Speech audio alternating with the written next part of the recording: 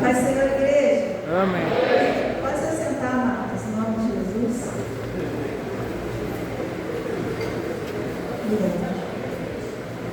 O pastor não avisa? A gente é mulher com o nosso cabelo. Meu arrumar azul. Nós estamos aqui, né? Mas amém. Bem, amados, Deus, eu acredito que os irmãos já sabem como Deus usa para mostrar a palavra. É mais calmo. Amém? Vamos abrir 1 Samuel.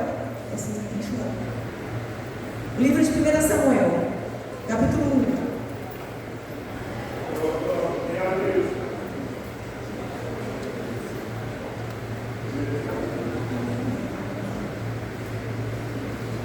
Amém, irmãos? 1 Samuel, capítulo 1. Todos acharam?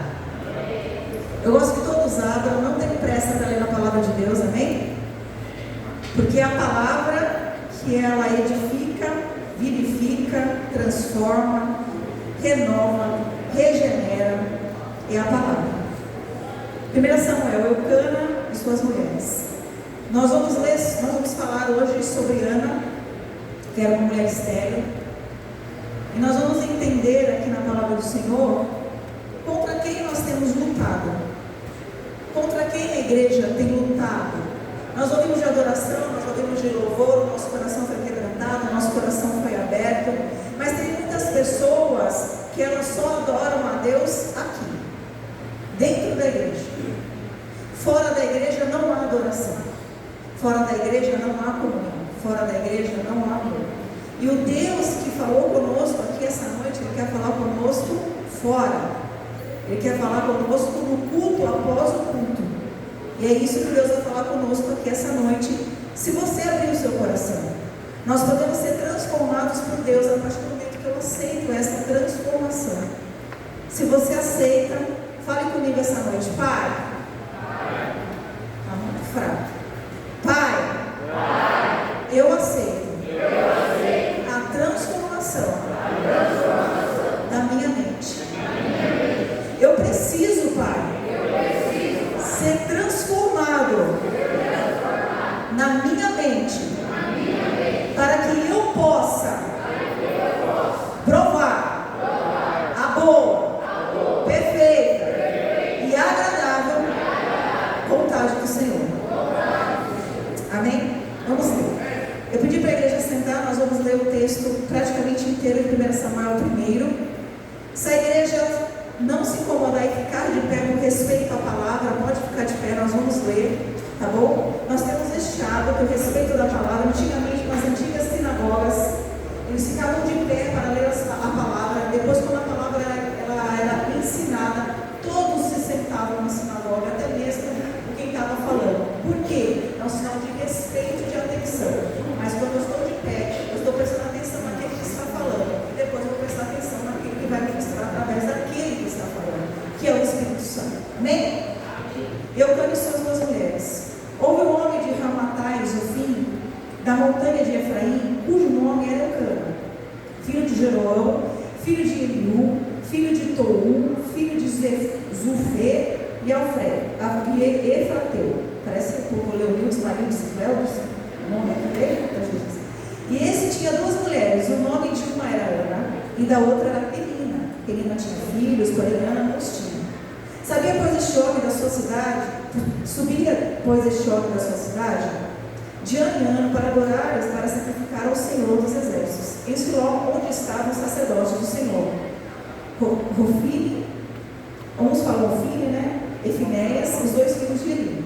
E sucedeu que no dia em que Eucana sacrificava, dava-lhe porção a Penina, sua mulher, e todos os seus filhos, e todas as suas filhas, porém a Ana lhe dava uma parte excelente, porque não amava a Ana. Embora o Senhor tivesse tornado Ana estéril. Quem tornou Ana estéril? E sua rival excessivamente a provocava para irritar, porque o Senhor tinha tornado estéril. E assim fazia ela de ano em ano, quando ela subia à casa do Senhor, assim a outra irritava, pelo que chorava e não comia. Então Eucana, seu marido, lhe disse: Ana, por que choras? E por que não comes? E por que está mal o teu coração? Não te sou eu melhor do que 10 filhos? Ana pede um filho a Deus. Então Ana se levantou depois que comeram e beberam em Siló, e Eli, sacerdote, que estava sentado numa cadeira junto ao pilar do templo do Senhor. Ela, pois, com amargura de alma, orou ao Senhor e chorou abundantemente. E fez um voto dizendo: Senhor, Deus dos exércitos, se benignamente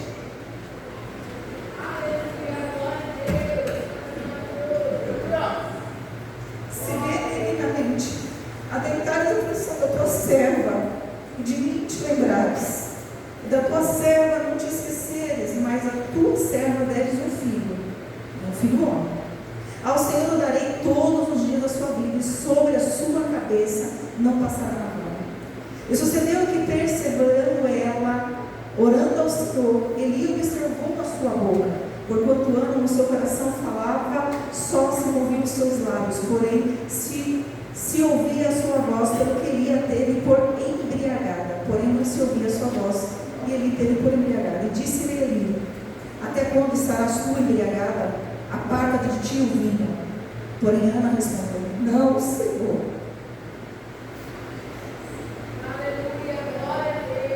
Não, Senhor meu. Eu sou uma mulher atribulada de espírito. Nem vinho, nem bebida forte tenho bebido, porém tenho derramado a minha alma perante o Senhor. Não tenhas por a tua serva, filha de Belial, porque da multidão dos meus cuidados e do meu desgosto tenho falado até agora. Então respondeu Eli: vai em paz, e o Deus de Israel te conceda a tua petição que lhe fizestes. E disse ela: ache a tua serva graças aos teus olhos. Assim a mulher seguiu o seu caminho, comeu, e o seu semblante já não era mais triste. Levantaram-se de madrugada e adoraram perante o Senhor. Voltaram e chegaram à sua casa em Ramá. E Eucana conheceu a Ana, sua mulher, e o Senhor se lembrou dela. Pode se assentar em nome de Jesus. Eu vou fazer uma oração. Pai querido, em nome de Jesus, eu me coloco, Senhor, como vaso nas mãos do Senhor. A minha vida está aqui, Senhor, não nos preparamos para isso. Então o Senhor é 100% que vai falar. Vá ao coração, Pai, que precisa ouvir esta palavra, e que haja um despertamento de alma e de mente em nome de Jesus. Amém. Amém? A palavra de Deus, Ana era totalmente humilhada por Penina, uma mulher que ia também junto com ela adorar o Senhor. A pergunta que a gente faz é: contra quem você tem lutado? Ana, em todo o tempo, amargurada, irritada, triste, ela lutava contra Penina. Contra quem você tem lutado na sua vida? Muitas vezes você tem desviado o foco da sua oração. Ana começou a orar, pedia um filho, mas quando ela entendeu contra quem ela estava lutando, ela entregou a sua oração e o seu coração ao Deus de Israel. Quando ela disse: Senhor, se tu me deres um filho, precisa ser homem. Ela especificou. Então aqui a gente aprende contra quem a gente tem lutado e o que a gente tem pedido. Qual é o sentido das nossas petições? Qual é o sentido da nossa oração? O que você tem falado com Deus diante de Deus? Essa palavra que a gente leu aqui, Deus, no final, Deus se lembrou dela. Essa palavra no hebraico significa zakar, que significa Deus agiu. Não é Deus se lembrou porque Deus esqueceu. Deus não é nós, Deus não se esquece de você, Ele sabe da sua luta, Ele sabe da sua aflição, Ele sabe da tua tristeza e da sua amargura. Deus sabe o que você tem passado no seu íntimo, Deus sabe. Deus sabe contra quem você tem lutado, Deus sabe contra as armas que você tem lutado, mas muitas das vezes você está lutando contra a pessoa errada. Você está lutando contra as pessoas, você está lutando contra o próximo, você está lutando contra você mesmo. Em Efésios 6,10 diz que a nossa luta não é contra a carne nem contra o sangue, mas contra as nossas espirituais da maldade nas regiões celestiais. A igreja não tem estado unida hoje, porque ela tem lutado entre si. A gente vê muitas das vezes irmãos chegando na igreja e não conseguem saudar o irmão do lado com a paz do Senhor. Porque o irmão fez algum mal para ele? Não. É porque ela está amargurada de algo. Quantas pessoas dentro aqui da nossa igreja estão amarguradas de algo? Você tem raiva de alguma coisa, você tem mágoa de alguma coisa, mas Deus não tem nada a ver com isso.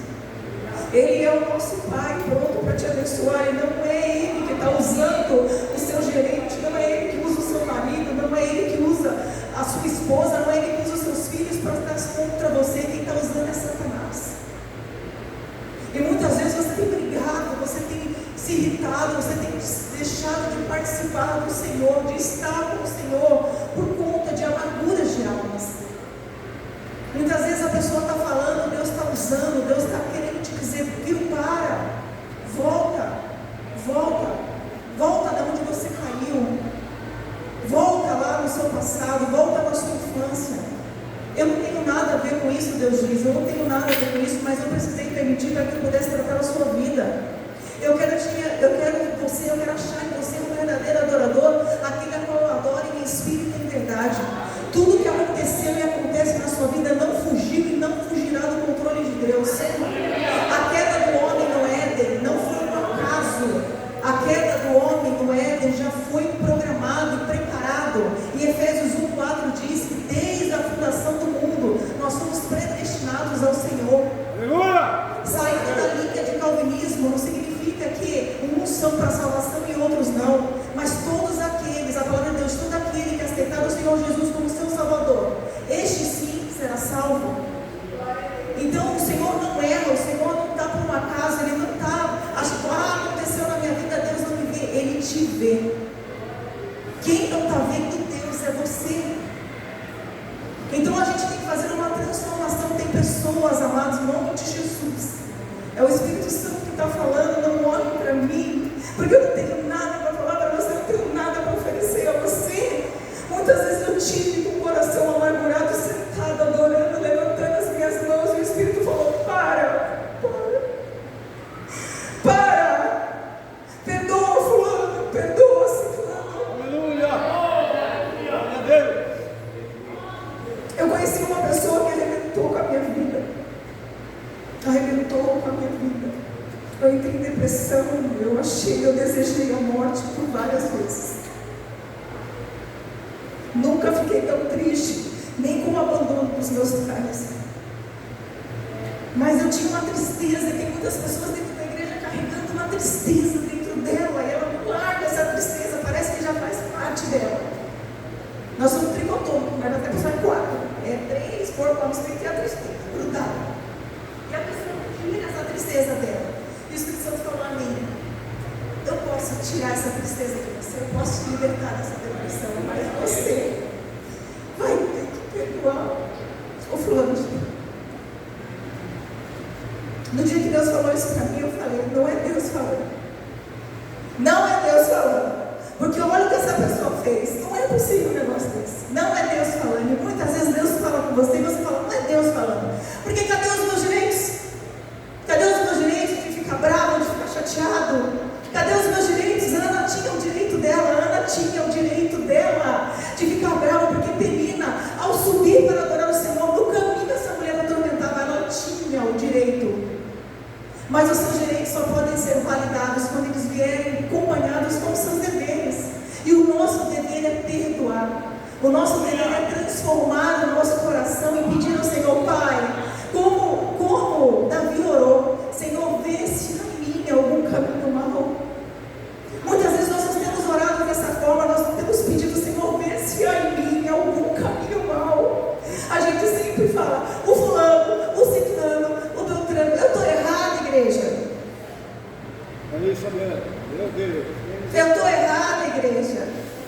Deus está conversando conosco esta noite. Deus está nos presenteando com a sua palavra, conversando conosco. Pai assim, Pai senta, Pai conversa. Fala, Jesus. Muitas vezes a gente não tem parado para ouvir a voz do Espírito. A gente quer ouvir gritos, a gente quer ouvir pulos, a gente quer ouvir louvores, mas a gente não quer se examinar. Não é possível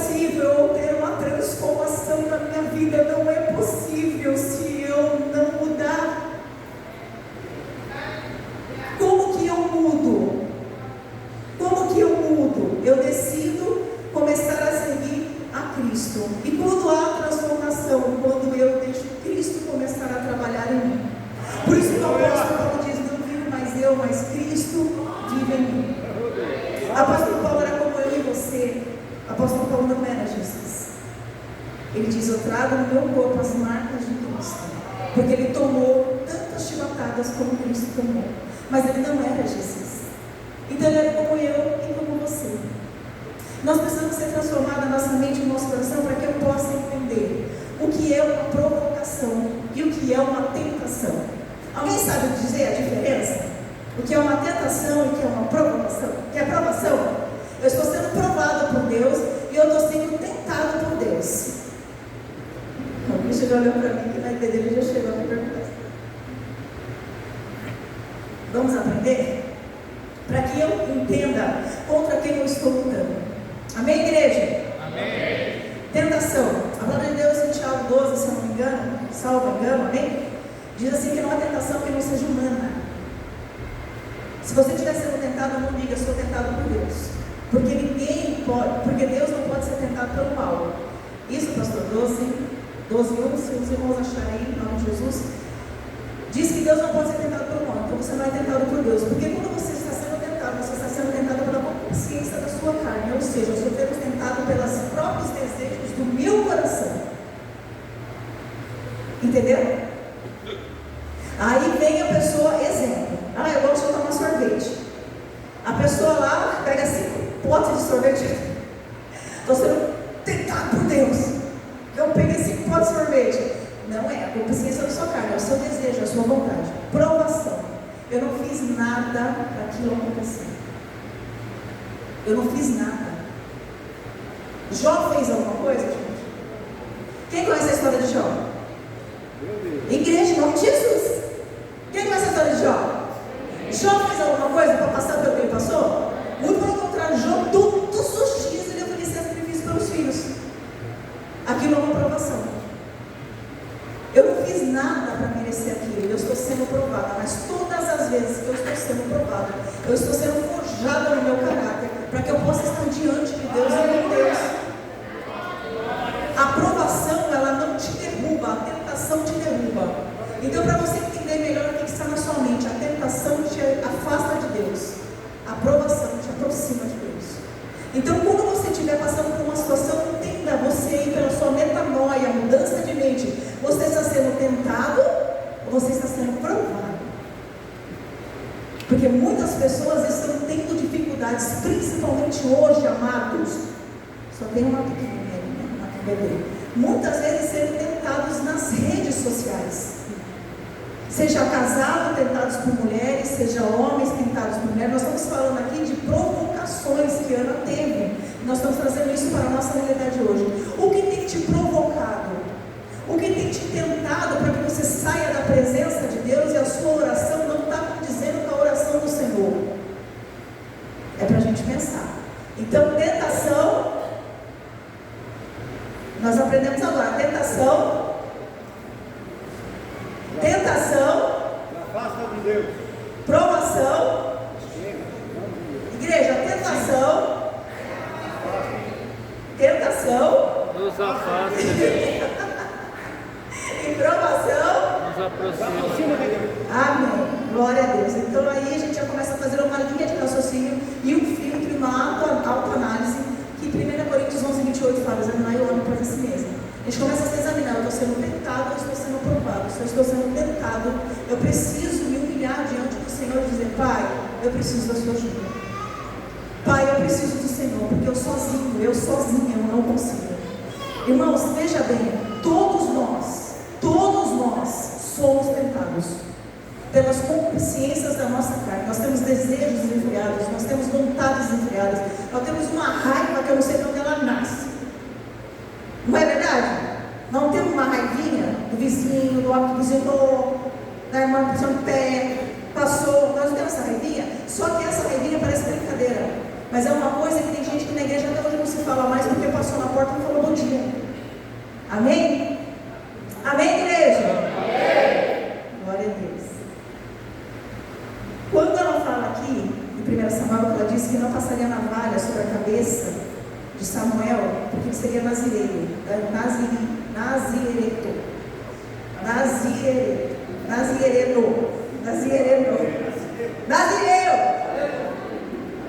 Em nome de Jesus, esse Nai. O que significa isso? Ele é separado como sagrado a Deus. Por isso que dizem não raspar na cabeça, não beber bebida forte. Nós somos um povo separado para Deus. Quando nós recebemos o Senhor Jesus, o Espírito Santo na nossa vida, nós somos separados, nós somos selados com o selo da promessa. Nós temos o Espírito Santo sobre nós e nós somos separados diante de Deus. Você hoje é o Samuel de Deus. Você hoje é para viver para o Senhor. E Samuel viveu para Deus. Samuel quis estar com Deus. Samuel não foi rebelde, porque ele poderia ter sido rebelde, mas é que ele foi separado. Gente, mas ele tinha uma vida. Ele era uma pessoa. Ele não era obrigado a viver ali, mas ele quis viver. Como nós não somos obrigados a viver com Deus, mas nós queremos viver com Deus. Por quê? Porque Deus nos amou primeiro. Eu não amo a Deus porque eu sou boa. Eu não amo a Deus porque eu tenho um coração bom. Eu só consigo amar a Deus porque Ele me amou primeiro.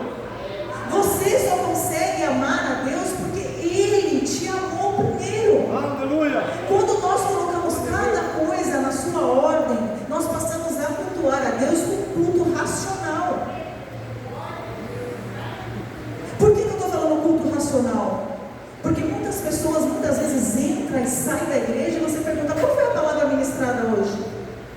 O pessoal não sabe. Qual a palavra que nós lemos hoje aqui? Tá? 1 Samuel. Qual que é a história? De Ana. Glória a Deus.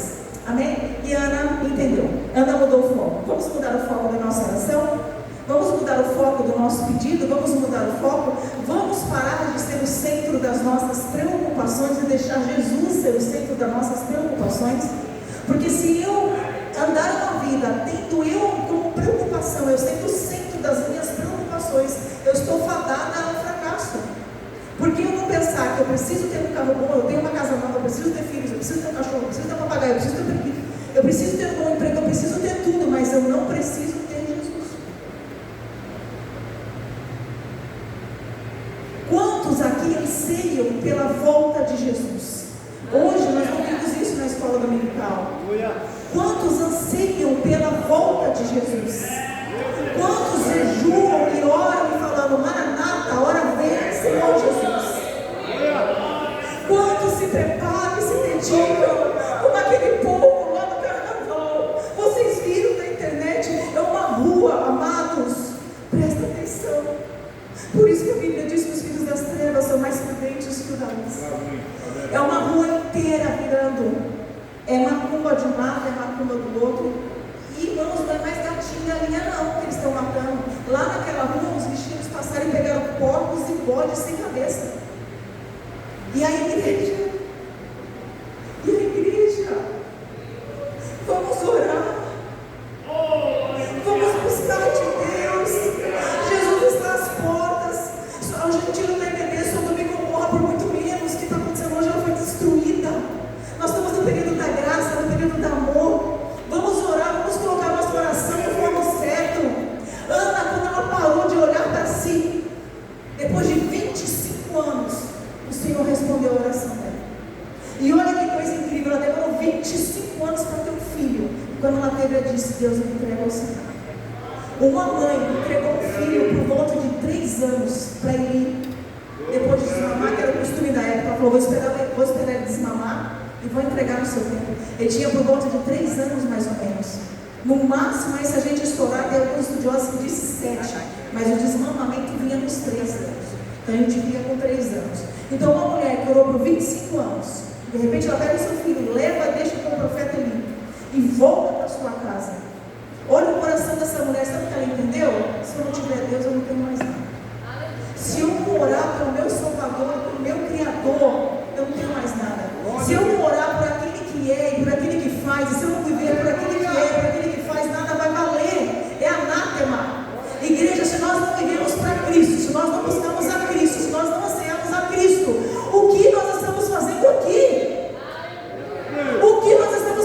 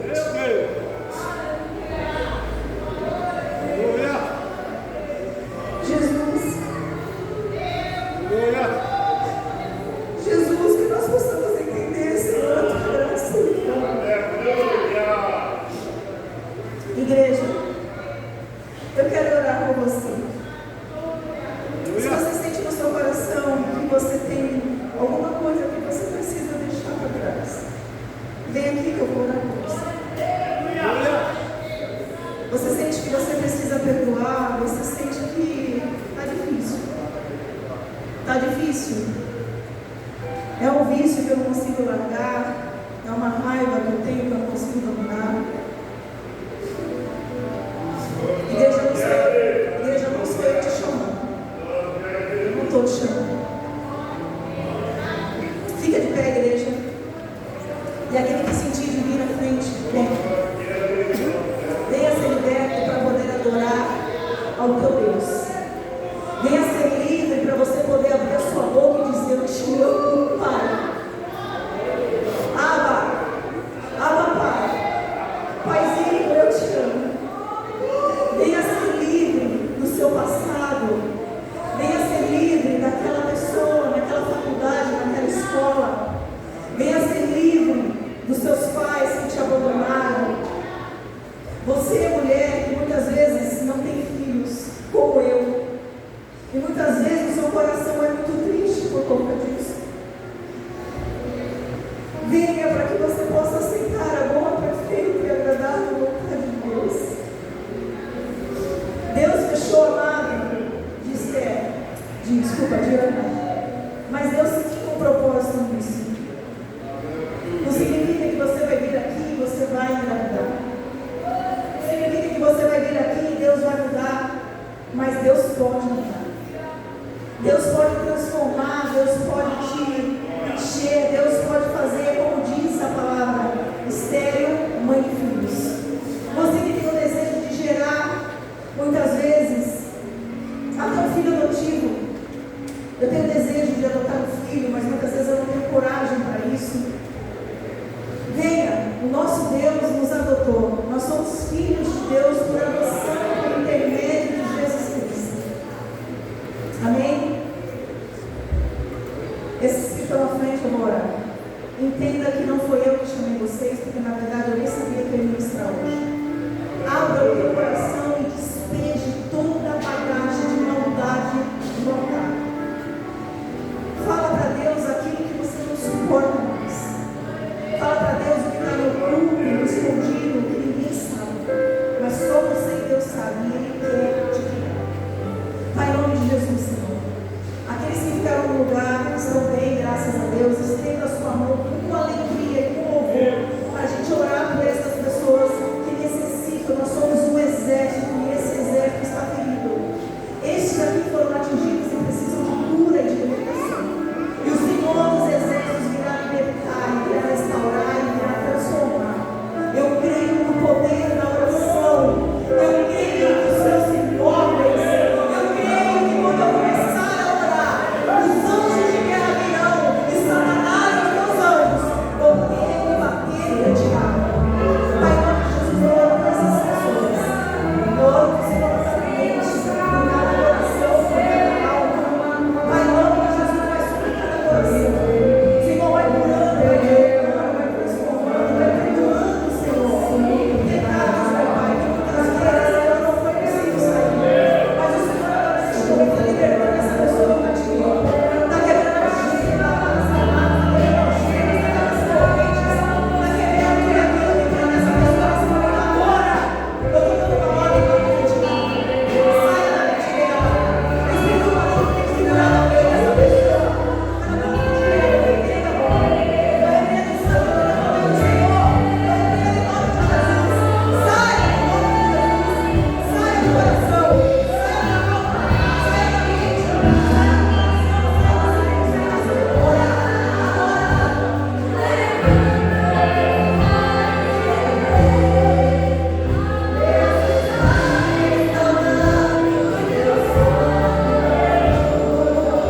Saia